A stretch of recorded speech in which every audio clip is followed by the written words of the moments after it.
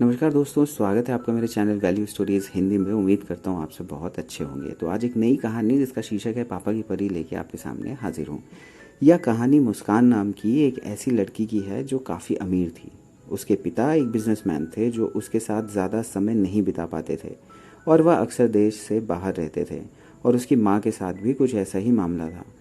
बच्चे की देखभाल करने वाले मुस्कान को पालते थे। मुस्कान हमेशा हर जगह हावी होने की कोशिश करती थी, अपने आगे किसी की नहीं सुनती थी। पहले घर में, स्कूल में, फिर कॉलेज में, और तब भी जब वह एक बड़ी कंपनी में नई नौकरी ज्वाइन करती है।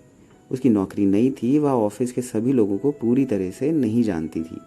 हालांकि वह कार्यालय जाती थी और अपना काम समय पर पूरा करती थी, लेकिन ज़्यादातर मीटिंग्स में अपने अलावा किसी और का सुझाव सुनने को जल्दी तैयार नहीं होती थी।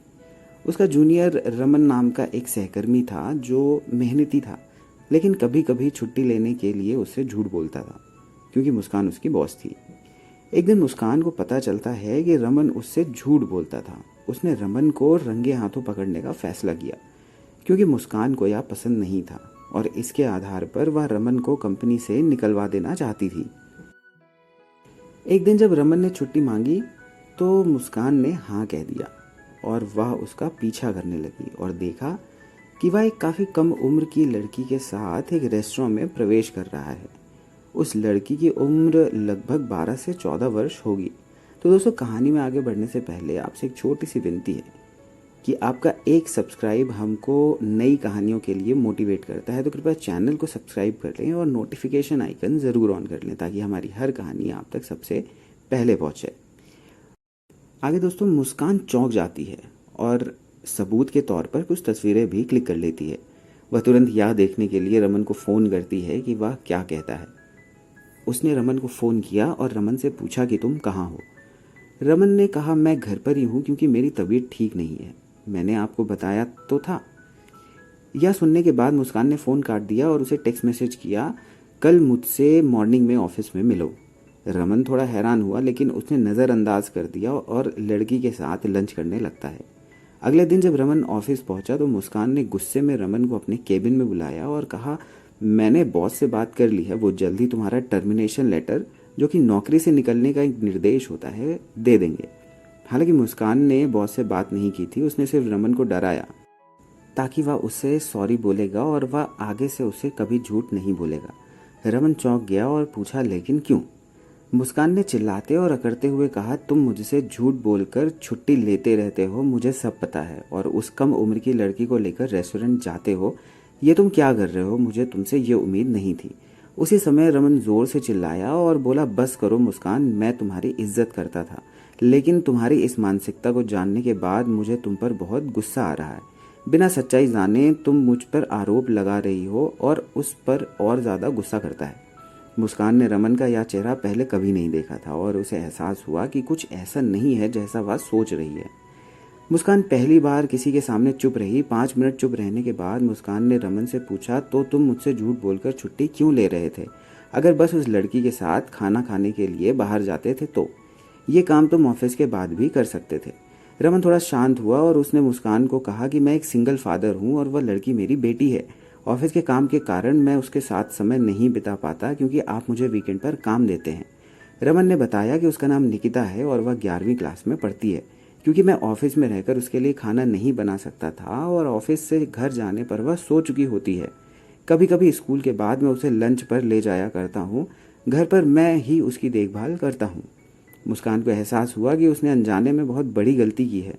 रमन ने कहा कि अगर मैं उसके साथ अच्छा समय नहीं बिताऊंगा तो कौन बिताएगा?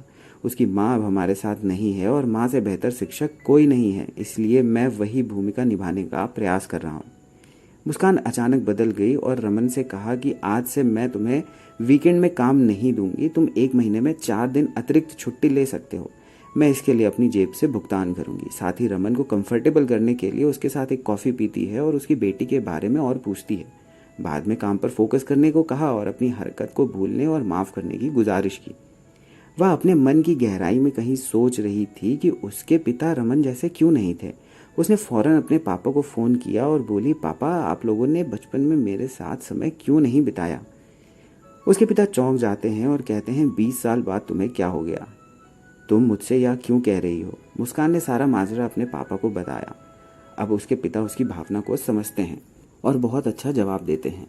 उन्होंने कहा, बेटा, तुम्हारा सहकर्मी किसी भी तरह अपनी बेटी के लिए समय निकालने की कोशिश कर रहा था, लेकिन मैं और तुम्हारी माँ ने पैसों को इकट्ठा कर तुम्हारे भविष्य को उज्जवल बनाने में समय लगा दिया, क्योंकि मेरे पास तुम्हारे सहकर्मी जैसी कोई अच्छी नौकरी नहीं थी।